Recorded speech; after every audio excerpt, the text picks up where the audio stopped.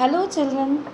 As you already know, Napoleon fought almost 70 battles and he was finally defeated in Battle of Waterloo, and with that Napoleonic era came to an end.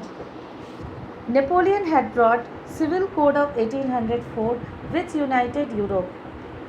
Civil Code of 1804 has granted right to property, ended feudal system, improved transport and communication, but it curtailed right to vote and freedom of expression, यानी press free नहीं था और right to vote नहीं दिया गया था. तो 1815 में जब नेपोलियनिक एरा एंड हो गया, तो now those countries who defeated Napoleon and his force, Britain, Austria, Prussia and Russia, they met at Vienna. Vienna is the capital of Austria in 1815. Overall, this gathering was hosted by Duke Metternich of Austria. Duke Metternich, Duke means उस समय Duke जो है एक post हुआ करता था. एक particular territory के इंडिपेंडेंट रूलर को ड्यूक भी कहा जाता था यूरोप में. तो Duke Metternich hosted these countries, Britain, Austria, Russia and Prussia. This meeting took place in Vienna, which is the capital of Austria. So what was the motive of this meeting? The motive was to undo most of the things, most of the changes that had come about in Europe during the Napoleonic Wars. क्योंकि France ने पूरे Europe को जीत लिया था, अब जो है Europe को वापस उसी कंडीशन में लाना था जैसा कि वो पहले था. तो for this meeting took place and which were the main provisions of treaty of Vienna. First of all the most important thing was कि during the French Revolution Bourbon dynasty was deposed. जैसा कि तुम लोग जानते हो कि Louis 16 को bulletin में एग्जीक्यूट कर दिया गया था.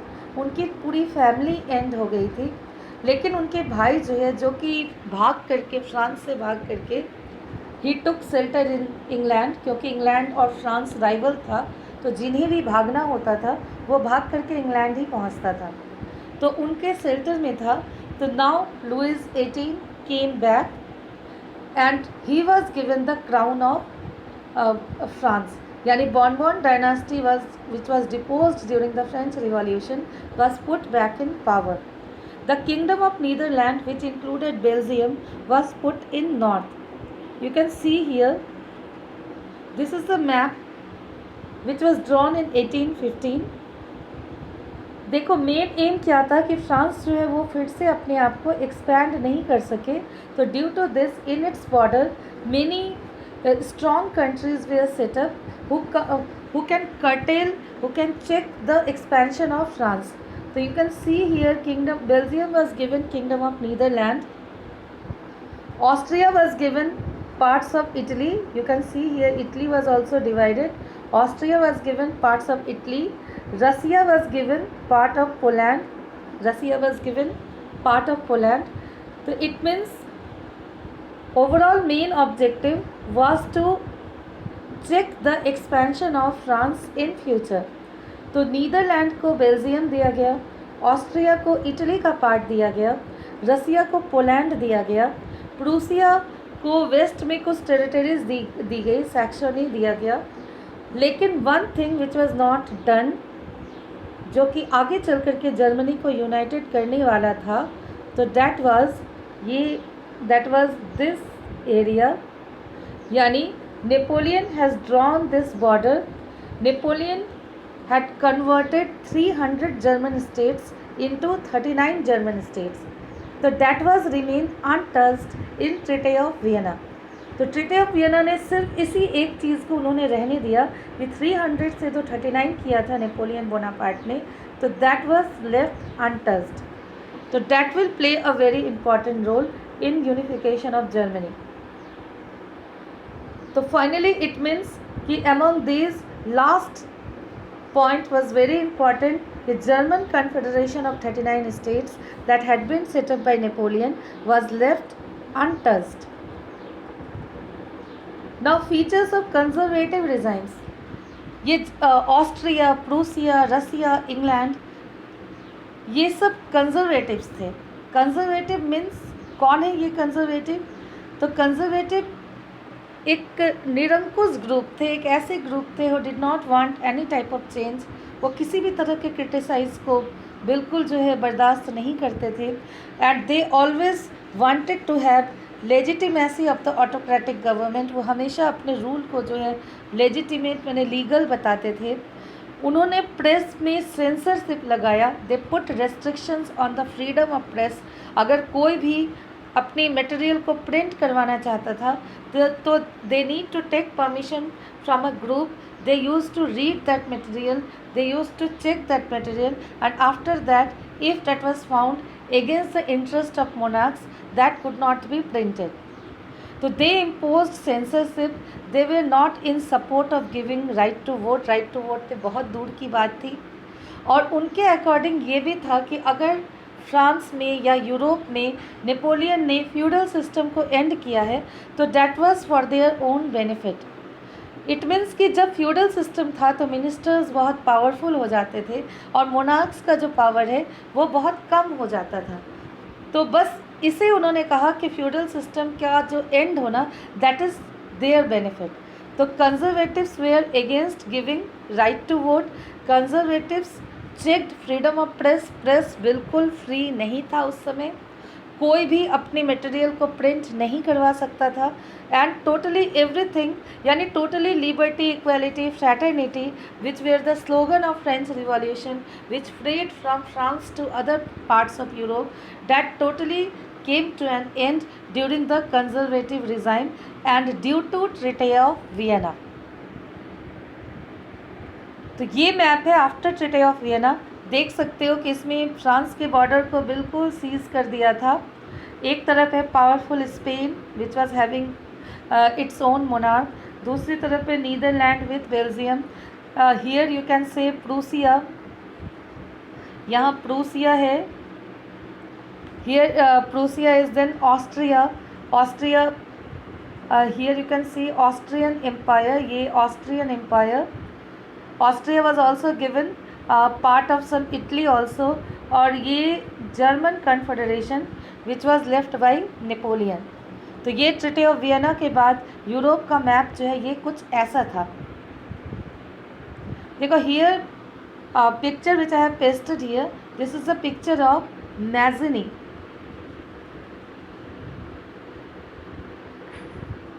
बहुत इंपॉर्टेंट पर्सन थे। We will come in his picture and we will see about the details of Mazzini.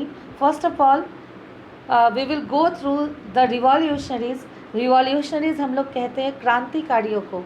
तुम लोग इंडिया में भी देख चुके हो कि क्रांतिकारी रिवॉल्यूशनरीज जो है they were very violent, they wanted to bring radical change. वो बहुत बड़ा चेंज लाना चाहते थे, अपनी लाइफ तक को सेक्रीफाइस करते थे। तो जब ट्रीटी ऑफ वियना में, जब वियना में मोनार्कियल ऑर्डर को फिर से रीइस्टेब्लिश कर दिया गया, लिबर्टी और फ्रीडम को वापस ले लिया गया, तो पूरे यूरोप में सीक्रेट सोसाइटीज़ का फॉर्मेशन हुआ और लोग अंडरग्राउंड होकर के आर्टिकल्स लिखी गई, पैम्पलेट्स छापा गया, न्यूज़पेपर्स प्रिंट की गई and it was spread in different houses of Europe.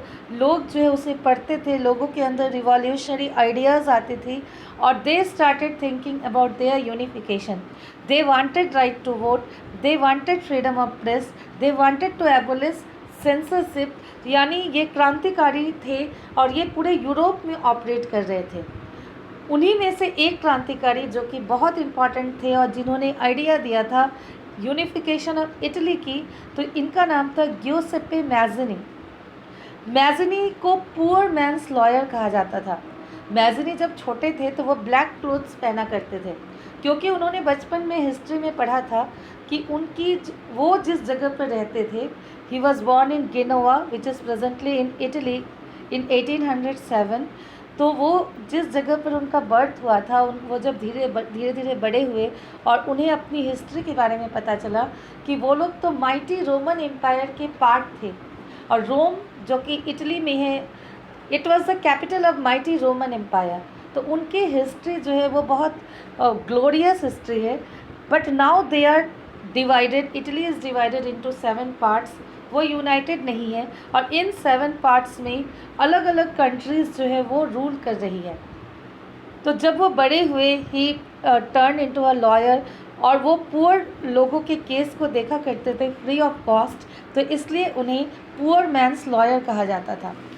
तो 1830 में there were many initiatives to many revolutions in different parts of Italy against Austrian empire, क्योंकि ट्रीटी ऑफ वियना में देख चुके हो कि ऑस्ट्रिया को इटली दिया गया था।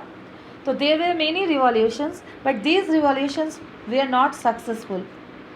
इन 1831 एट द एज ऑफ 24, जब उन्होंने एक सीक्रेट सोसाइटी बनाई कार्बोनरी में, इटली में, तो उस समय जो है उन्हें 1831 में उन्हें देश से बाहर निकाल दिया गया, जिसे एग्जाइल कहते हैं। देश से बाहर निकाल दिया गया because he was trying to have a revolution in Liguria. Liguria जो है वो भी इटली में है प्रेजेंटली। तो he was trying to have a revolt in Liguria, लेकिन अब उन्हें देश से बाहर कर दिया गया। उसके बाद वो फ्रांस में रहे और फ्रांस में रह करके उन्होंने एक सीक्रेट सोसाइटी बनाई, उसका नाम था young Italy. And this secret society was found in Marseilles. तुम लोग मार्सेलीज नाम पहले भी सुन चुके हो। फ्रांस के लोग जो है मार्सेलीज से पेरिस गए थे, एंड आफ्टर दैट फ्रांस का जो नेशनल एंथम था उसका नाम भी मार्सेलीज ही रखा गया। तो ग्यूसेप्पे मैज़नी ने मार्सेलीज में अपनी सीक्रेट सोसाइटी बनाई जिसका नाम था यंग इटली और young Europe in Bern Switzerland. उनके अकॉर्डिंग क्या था कि liberty, equality, fraternity should be the goal of each and every citizen of Europe.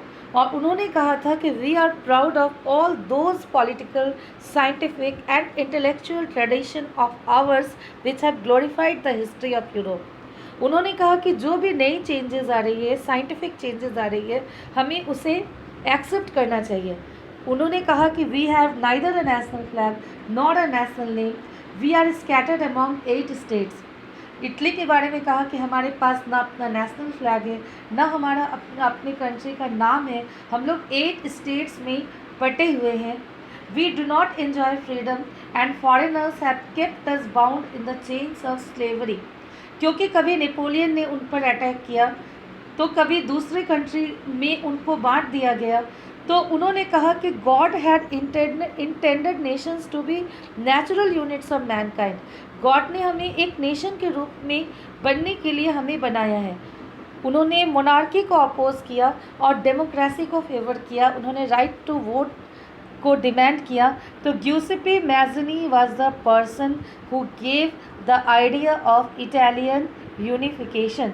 यानी अगर किसी ने ये आइडिया दिया कि हमें यूनाइटेड होना चाहिए, हमें एक नेशन होना चाहिए, we were the part of the mighty Roman empire, तो these ideas came from Giuseppe Mazzini. तो यूरोप में what we see in Europe कि जब भी फ्रांस में कोई भी चेंज आता था तो automatically that change had an impact on entire Europe. इसलिए ड्यूक मेटरनिक ने कहा था when France sneezes the whole Europe catches cold. यानी जैसे ही फ्रांस को छींक आई तो पूरे यूरोप को ठंड लग जाता था। That was the condition. तो after that we will see कि अब फ्रांस को छींक किस ईयर में आई और जिसके कारण आगे चल कर के नीदरलैंड से बेल्जियम सेपरेट हो गया, ग्रीस में struggle for independence started, Poland में struggle for independence started, and finally Italy and Germany also became separate nation states that we will see later. Okay students, so that's all today. We will continue in the next lecture, next topics of this chapter.